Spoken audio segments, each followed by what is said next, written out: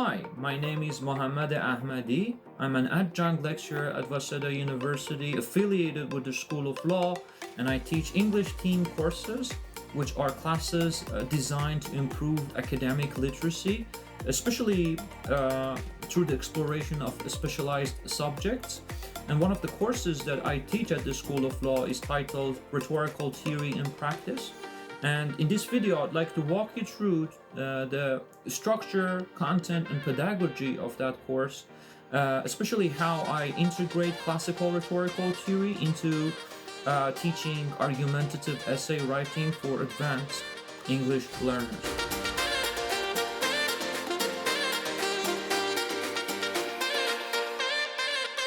The central objective and the main goal of this course is to help the student write a compelling, coherent, and persuasive argumentative essay by equipping them with rhetorical strategies grounded in classical rhetorical theory. Many students struggle with argumentative essay writing because it demands more than language proficiency. It requires critical thinking, structuring arguments, refuting counter arguments, and adopting a proper tone and style. And this is where classical rhetorical theory becomes a powerful tool for instruction. Over the years, I have developed and tested this approach, and the results have been published in one of my papers titled Integrating Classical Rhetorical Theory into ESL/EFL Instruction, Enhancing Argumentative Writing Skills. I began the course by helping students distinguish between rhetoric, debate, and dialectic, three disciplines that are often confused with each other. I explained that debate is competitive and confrontational, while dialectic seeks truth through a process of asking and answering questions through dialogue, and rhetoric, at least in its classical form, aims to persuade audiences and form opinions on contingent matters in the context where truth is uncertain or contested. And we also explore Aristotle's defense of rhetoric, where he argues that rhetoric is morally neutral. It can be used both for good things or bad things. It's just like strength or wealth or power or military strategy. And it's always easier, Aristotle argues, to convince and persuade audiences of things that are true or just than of things that are unjust or false.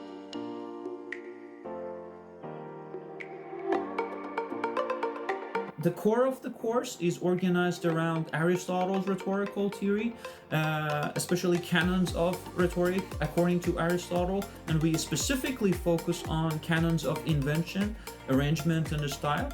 When it comes to the canon of invention, I help the students distinguish between non-artistic proofs and artistic proofs. Non-artistic proofs may include expert opinion, facts, statistics, research findings, and artistic proofs include ethos, logos, and pathos. We especially focus on logos and break it into inductive and deductive forms of reasoning. We discuss in detail the complexities and intricacies of constructing and structuring these two distinct forms of arguments.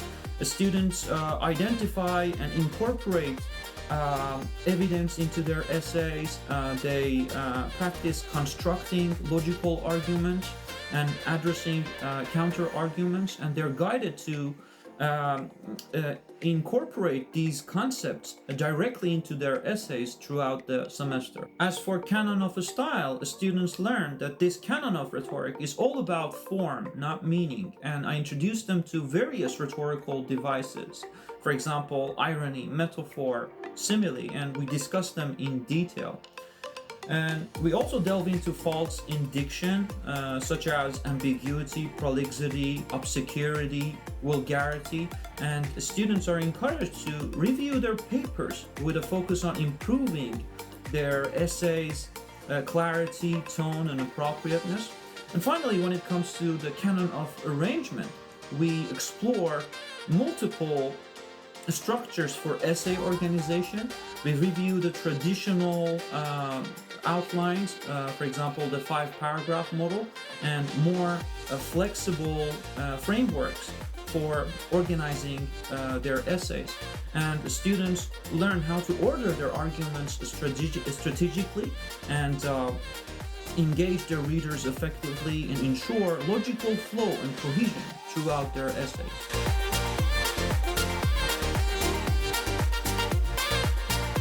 To support engagement and retention, I also use platforms and tools like Kahoot to review previous content at the beginning of every lesson through short quizzes. And the students also do various presentations on key topics. For example, the difference between syllogism and enthymeme, the difference between inductive reasoning and deductive reasoning, Gorgias's encomium of Helen.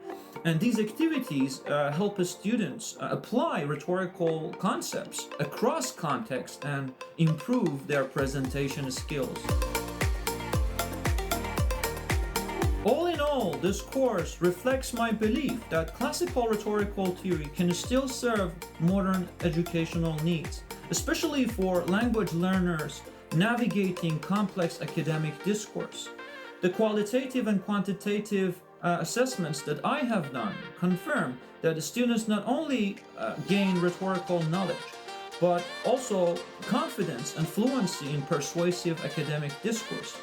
By emphasizing structured thinking, stylistic awareness, and audience sensitivity, this course contributes to Waseda's Vision 150, especially the pillars of global citizenship, critical thinking, and communication competence. Thank you for watching this video and for considering this teaching practice. I hope it serves as a useful model for innovative, research-based instruction in higher education.